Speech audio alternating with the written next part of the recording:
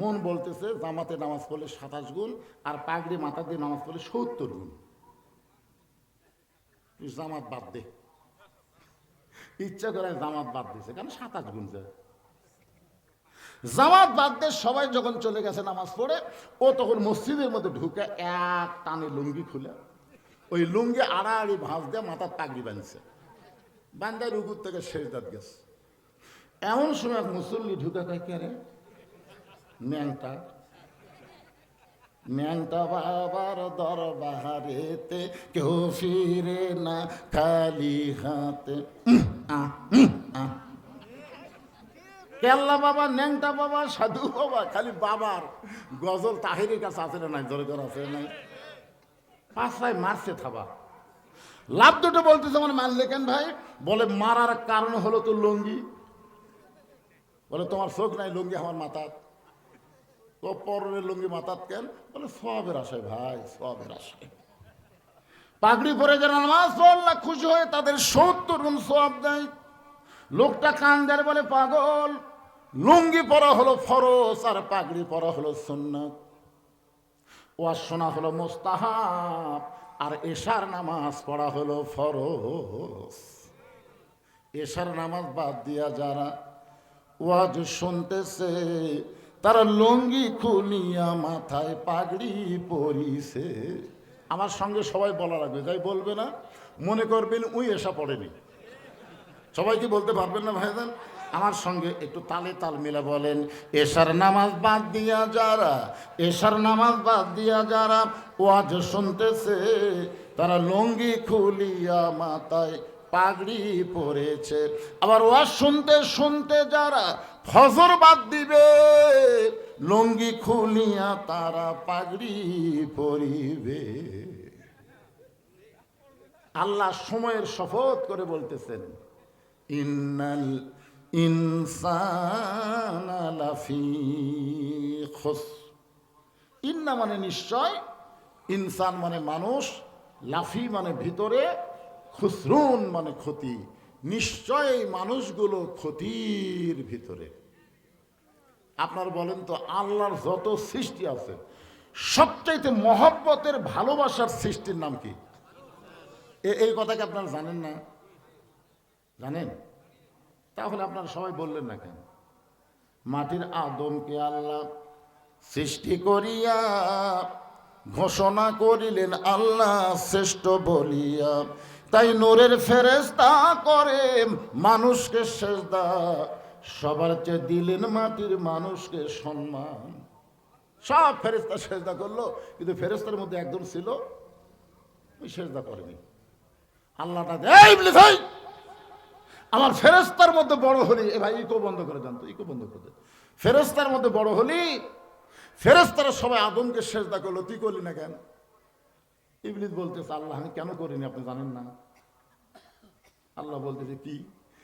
বলে এই কপাল দিয়ে আপনার 6 লক্ষ বছর সেজদা করছি, সেই কপাল দিয়ে আপনি ছাড়া অন্য কাউকে সেজদা দিতে আমার মন চায় না। আল্লাহু আলিমুম বিজাতিস সুদূর।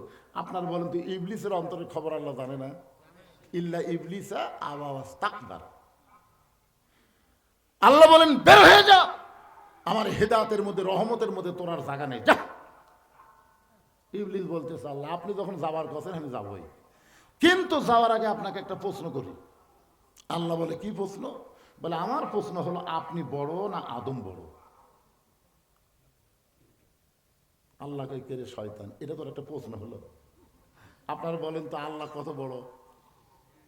আল্লাহু আকবার, যেরকম আল্লাহু, তার মানে আল্লাহ কত বড়? সবচেয়ে কত বড়? আল্লাহ যে কত বড় এটা অনুমান করার মতন জ্ঞান আমাদের মাথার মধ্যে নাই। যেরকম কথা ঠিক না? এই জন্য অত ফতুয়া মতুয়া নেই। আল্লাহু আকবার। শোনেন, আমেরিকায় কিছুদিন আগে ক্যালিফোর্নিয়া একটা রাষ্ট্রে আগুন লাগছিল, আপনারা জানেন? হায় হায় আগুন রে! ওরা যত প্রকার প্রযুক্তি আছে সমস্ত প্রযুক্তি দিয়ে আগুন নিভানোর চেষ্টা করলো, কিন্তু আগুন নিভে না। আগুন যখন নিভতেছে না, তখন ওই খ্রিস্টানটা গেল মুসলমানের কাছে। ওই রাষ্ট্রের মুসলমানের কাছে গিয়ে বলছে যে ভাইজান আমাকে গড শুয়ে আছে, আমাকে ঈশ্বর বেঁশ আছে, আমাকে ভগবান মরিছে, তোমাকে আল্লাহর খবর কি? দেখছেন সর্বশেষে কার কাছে গেছে? মুসলমানের কাছে গিয়ে বলতে তোমার আল্লাহর খবর কি? তোকে আল্লাহর খবর কি শুনবার চাস? এই বলেই একজন কানে আঙ্গুল দিয়ে আল্লাহু আকবার আল্লাহু আকবার বলে জোরে আজান দেওয়া শুরু করেছে। যতদূর আজানের শব্দ যায় ততদূর আল্লাহ আগুন নিভাইয়া দেয়। ঈশ্বরের কি রে খবর কি? ভগবান, এই ভগবানের লোকেরা, এই মালওয়ানের বাচ্চারা, তোরা হুমকি মারিস 3 দিকে ভারত, একদিকে সাগর, বাংলাদেশকে দখল করতে আমাদের 15 দিন লাগবে না। 15 দিন লাগবে না ভগবানের জাত, খালি ঢুকে দেখ, খালি ঢুকে দেখ। ঢুকলে আর ফেরত যাওয়ার কোনো সুযোগ নাই। জোরে করে কথা বলেন না কেন? মনে করেন না যে আপনারা শুধু একলা আওয়াজ শুনতেছেন, এই মিডিয়ার মাধ্যমে ভারতেও আমার আওয়াজ চলতেছে। জোরে করেন কথা ঠিক কিনা? কি ভগবানের ভ বাদ দিলে গবানের অর্থ খুঁজে পাওয়া যায় না। গবানের গ বাদ দিলে বান মানে বন্যা, দুনিয়ার কোনো মানুষ পছন্দ করে না। বা বাদ দিলে নো মানে নাই, তোর কি ভগবান নাই? জোরে করেন কথা ঠিক কিনা? এক পুলিশ আমারে কইছে হুজুর আপনারাও তো মন্দির পড়া দিলেন, আমরাও দিলাম হুজুর এই যে দুর্গা পূজার মধ্যে। হুজুর একটা কঠিন কাহিনী শুনবেন। বললাম কি বাবা? সবাই যখন ঘুমাচ্ছে ওরা তো ওই যে ভগবানের 10 হাত 5 হাত কালি মারতেছে, এর সামনে সব ঘিয়ে নারকেল বড়ি দিয়ে গেছে, ঘিয়ের ভাজা নারকেল বড়ি। তারা সব খাবার দেয় আর এই এরকম নমস্কার নমস্কার করে চলে যায়। তবে হঠাৎ রাত্রে আমার ঘুম ধরলো, ঘুমাতে গেছে এত করে দেখি এক কুত্তে আসে ওই নারকেল বড়ি খাচ্ছে। এ 10 হাতালা খালি করে আছে, কুত্তে খাচ্ছে, হুজুর খেতে পারি পারছে তোরা। তখন বুঝেছি এলা কোনো ব্যাপারই না। ওরা যতই হুমকি ধামকি দেখ, আল্লাহর কাছে ভগবানের কোনো খাওয়া নাই। জোরে কোন কথা ঠিক না? আমরা হলাম কার দল? আরো জোরে বলেন কার দল? একটু মনোযোগ দিয়ে শুনবেন। আল্লাহ ডাকতে বলি ইবলিস তুই এমন প্রশ্ন করলি, আদম বড় না আল্লাহ বড়? তাহলে শুনে নে, তোর 6 লক্ষ বছরের সেজদা আমি বাতিল করেছি একটা সেজদা না দেওয়ার কারণে। কারণ আমি আল্লাহ আদমকে এত ভালোবাসি, আমার চাইতেও অনেক বেশি। লিল্লাহু আকবার। আল্লাহ বলেছেন ইবলিস আজকে আসল ঘটনা শুনে নে, আমি আল্লাহ আদমকে এত ভালোবাসি আমার চাইতেও অনেক বেশি। এই ভালোবাসার কারণেই তো বলেছেন মানুষগুলো ক্ষতির ভিতরে। ছেলে দোকান দিয়েছে, বাপ কয় তোর লাভ হবে, এই তুই যে দোকান দিলি তোর লাভ হবে। ছেলে কয় বাবা হয়ে আপনি এমন কথা কন। যত মানুষ আমার দোকানে আসতেছে সবাই বলে এর তো লাভজনক দোকানদার, এ তো খুবই লাভ হবে, সবাই লাভের কথা কয়, আর আপনি লাভ দেখেন না।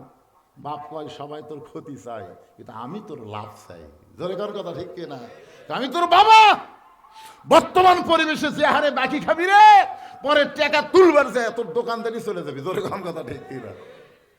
এই পরিবেশে তোর লাভ হবে। এই জন্য বর্তমান যে পরিবেশ আমাদের বাংলাদেশে চলতেছে, এই পরিবেশে মানুষের ক্ষতি সবচাইতে বেশি হবে। জোরে কোন কথা ঠিক কিনা? এই কারণে আল্লাহ বললেন নিশ্চয় মানুষগুলো ক্ষতির ভিতরে। কিন্তু মানুষকে আল্লাহ এত ভালোবাসে যে ভালোবাসার কারণে আল্লাহ বললেন ইল্লাল্লাযীনা আমানু ওয়া আমিলুস সলিহাতি ওয়া তাওয়াসাউ বিল হাক্কি ওয়া তাওয়াসাউ বিস সবর। এখানে 4টা বিষয় আছে। যেরকম কয়টা? 1 নম্বর হলো ঈমান। ঈমান যদি ঠিক না থাকে আপনার একটা আমলও ঠিক নেই। কি 1 নম্বর? কথা কয় না, কি 1 নম্বর? এখন আসরের নামাজ পড়ছে, নামাজ পড়ে জমির ধান দেখবার গেছে, ধান দেখবার চায় দেখে উপর জমির পানি চলমল করতেছে, নিচে ওর জমির পানি নেই। উপরে পানি চলমল করে, নিচে পানি নাই। তখন ওই চারিদিকে তাকাচ্ছে, কেউ নেই।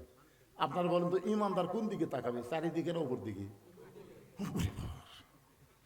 এটা হচ্ছে ইমানদারের আমল। ও পরে আর নামাজ পড়িছে তারপরে চারিদিকে তাকায় দেয় কেউ নেই। ওই আস্তে করে বসে বিসমিল্লাহ কয়ে আল কাটছে, মনে করছে বিসমিল্লাহ করলে আর পাপ হবি না। বাংলাদেশে কিছু দলের মানুষ আছে দেখবেন, মাহফিল এসে বিসমিল্লাহ দিয়ে শুরু করে, তোর এখন কথা ঠিক করে কে পাকলা আউযুবিল্লাহ কুটি গেল রে। আউযুবিল্লাহ কি জন্য? কোরআনের মধ্যে আল্লাহ বলেছেন শয়তান থেকে আল্লাহর কাছে পানা চাইতে হবে, কারণ কোরআনের মাধ্যমেই শয়তান মানুষের ঈমান নষ্ট করে। জোরে করে কথা বলেন না কেন ভাইজান? সারা জীবন শালা কোরআনের বিরুদ্ধচারণ করছে, উই মরে গেছে, ওরই ছেলে এসে মাদ্রাসার দরজার কান দিচ্ছে। কি সুন্দর সুর, হুজুর। তো হুজুর তো নরম মানুষ, কি আছে বাবা, কারণ আব্বা মরছে হুজুর, আপনার গ্রুপ গেলে আসেন হুজুর, আমার বাবার লাশের কাছে এক খতম কোরআন পড়ে আমার বাপের একটু বেশ তথ্যই আসে। কতগুলো হুজুর তো আছে যাই বলে আই রে, সেই দিকে যাই রে, বুঝাশোনা নাই রে। হুজুর এক গ্রুপ ছাত্র নিয়ে ওই নেতার বাড়িতে গেছে, শালা জীবনে খালি কোরআনের বিরুদ্ধে চারণ করছে, কোরআনের হক কথা বললে মাইক কাটে নিছে। জোরে কোন কথা ঠিক কিনা? ওরই লাশ সামনে থেকে কোরআন খতম দিচ্ছে, রব্বানা যালামনা বলে দোয়া করতেছে, ফেরেশতা বলে আল্লাহ হুজুররা যে হারে দোয়া করতেছে মাসুম বাচ্চা নিয়ে আমরা কি করব? আল্লাহ বলে কিছু করার নাই, প্রতি অক্ষরে 10টা করে নেকি ওর আমল নামা লেখা হয়ে গেছে। ওরা কোরআন পড়িছে, নেকি লেখা হয়ে গেছে। একই নেকি কয়বার? আপনি যে ব্যক্তি কোরআন পড়তেছে তার কি ফেরেশতারা বসে আছে? কথা কন না কেন? বসে আছে। আলিফ 10, লাম 10, মিম 10, জালিকাল কিতাবুল এই খালি সমানে ওরা দেখতেছে। লেখা শেষ, তারপরে বলতেছে আল্লাহ আল্লাহ আমরা যে কোরআন শরীফ পড়লাম এর যা সওয়াব হয় ওই লাশক দেও। আল্লাহ বলে ফেরেশতা সাক্ষী থাক, কোরআন কোনো মরা মানুষের জন্য না, কোরআন হলো জীবিত মানুষের হেদায়েতের খোরাক। জোরে কোন কথা ঠিক না? মানুষ মরে গেলে কোরআন খতম দিয়ে জান্নাত। একটু মনোযোগ দিয়ে শুনবেন। 1 নম্বর হলো ঈমান। বিসমিল্লাহ বলে জমির আল কাটছে, ওই পানি দিয়ে হাত ধুছে, পানি দিয়ে হাত ধুয়ে আমার উপর দিকে তাকায়, চারিদিকে তাকায় বলতেছে আলহামদুলিল্লাহ, কেউ দেখেনি। না না না, আল্লাহ যদি দেখে তাহলে চারিদিকে তাকাবি না উপর দিকে। কথা বল না কেন? আমরা 15.5 বছর ওয়াজ করছি, উপর দিকে তাকাইনি তো, খালি চারিদিকে, খালি চারিদিকে। আমার বউ কাছে দেখে শুনে ওয়াজ করবেন। পুলিশের গাড়ি, র্যাবের গাড়ি, আওয়ামী লীগের ক্যাডার যদি আশেপাশে থাকে তাহলে তেল তেলে মেরে দিয়ে আসবেন, ধরা যেন না পড়েন। একটাবার উপর দিকে তাকাইনি ভাই রে। প্রকৃত ইমানদার যারা হবে তারা চারিদিকে না তাকায় কোন দিকে তাকাবে? তাদের ইমান বলবে কেউ না দেখলেও কে দেখতেছে? আরো জোরে। কেউ না লিখলেও তোমার 2 কাঁধের ফেরেশতা লিখতেছে, তোমার 2 কাঁধে 2 মুহুরি লিখিতেছেন ডায়েরি, দলিল দেখে রায় দিবে, টাকা পয়সার নাই কারবার, কিরামান কাতিবিনা ইয়ালামুনা মা তাফআলুন। সাহাবেরা বললেন হুজুর ঈমান এত গুরুত্বপূর্ণ একটা বিষয়, এর সম্পর্কে একটু ব্যাখ্যা করলে ভালো হয়। আল্লাহ রাসূল বললেন ইকরার বিল লিসান, তাসদিক বিল জানান, আমল বিল আরকান, এরই নাম হলো ঈমান। জবানে লা ইলাহা ইল্লাল্লাহ পড়া এটা কিন্তু কঠিন না। জবানে লা ইলাহা ইল্লাল্লাহ হযরত বেলাল পড়েছে, পড়ার পরেই আল্লাহ তাআলা বেলালের জন্য একটা কোরআনের আয়াত নাজিল করেছে, ইন্নাল্লাযীনা ক্বালু রাব্বুনাল্লাহু সুম্মা ইসতাকাম। রাসূল বলেন বেলাল জবানে কলেমা পড়েছ, গভীর রাতে দিনের আলোতে এটা যেন প্রকাশ করো না, কারণ এই মাত্র তুমি ছাড়া আমার উম্মতের মধ্যে গোলাম কেউ নেই, তুমি প্রথম একজন গোলাম আমার কাছে ঈমান গ্রহণ করছে। তোমার জন্য আল্লাহ আয়াত নাজিল করেছে, কোন অবস্থায় যদি ধরা পড়ো যে তুমি মুহাম্মাদের অনুসারী হয়ে গেছো, মুসলমান হয়ে গেছো, জীবন দিবে কিন্তু ঈমান দিবে না। বেলাল বললেন ইয়া রাসূলুল্লাহ ঠিক, তাসদিক বিল জানান, খালি মুখে পড়েনি তো, কলিজার মধ্যে জায়গা দিস। কলিজার মধ্যে ঈমানের জায়গা যখন দিবে, ওই মানুষটার কাছে জীবনের চাইতে ঈমানের গুরুত্ব বেশি হবে। জীবন বাঁচান ফরজ নয়, বরং ঈমান বাঁচান ফরজ, বিশ্বাস করবে। এখন আপনারা বলেন তো আমাদের কাছে কি বাঁচান ফরজ? জীবন না ইমান? এ ভাই কথা বলেন না কেন? যুবকের কথা কও না কেন? জীবন বাঁচান ফরজ না ইমান বাঁচানো ফরজ? যতই টেলটি বেলটি করো, 14ই ফেব্রুয়ারি এবার পালন করতে পারবা না, লাইলাতুল বরাত পালন করা লাগবে। জোরে কোন কথা কথা বলেন। হ্যাঁ, একটা ফুলের দোকান এবার বসবে না। আল্লাহ জাগা মতো মার দিছে। আর ইউনূস সরকার ঘোষণা করছে অবিবাহিত ছেলে মেয়ে 2 জনকে যদি দেখা যায় 2 জনকেই গ্রেফতার করা হবে। টেলটি বেলটি না করে যুবকের একটু জবান খুলে কথা কও। কি কলিজার মধ্যে ইমান কেমন হয়? একটা বাংলাদেশে একটা মানুষের কথা আমি বলতেছি, আমি আগে নাম বলতেছি। লোকটার নাম হলো মীর কাসেম আলী।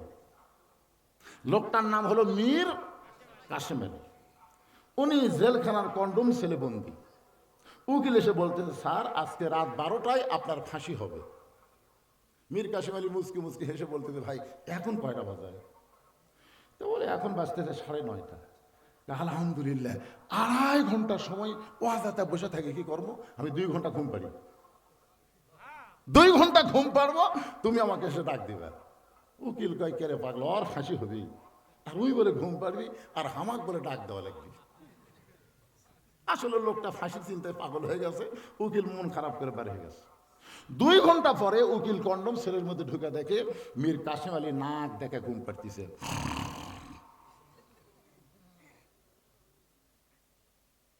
সর্বনাশ, এটা মানুষ করে? 8 ঘন্টা পর তার ফাঁসি হবি, তাই লাখ দেখে ঘুম পাড়তিছে। পায়ের বুড়া আঙ্গুল নাড়ানোর সঙ্গে সঙ্গে মীর কাসেম আলী চেতন পায়ে বলতেছে, ভাইজান ফাঁসির সময় কি হয়েছে?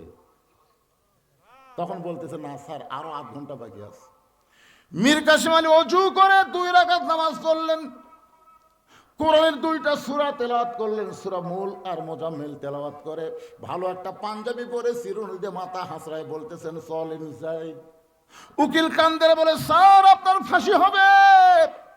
আপনি কি শ্বশুর বাড়ি যাবেন নাকি? এত সাইদা গুইদা আপনার ফাঁসি হবে। মীর কাসেম আলী কান্দের বলে, পাগল, ফাঁসি হবে আমার, কিন্তু তোমার চোখের পানি।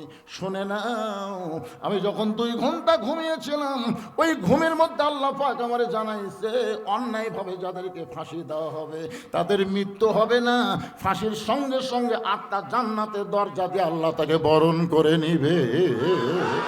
ওয়ালা তাকুলু লিমান ইউকতালু ফি সাবিলিল্লাহি আমওয়াতুন বাল আহইয়াউ ওয়ালাকিন লা তাশউরুন।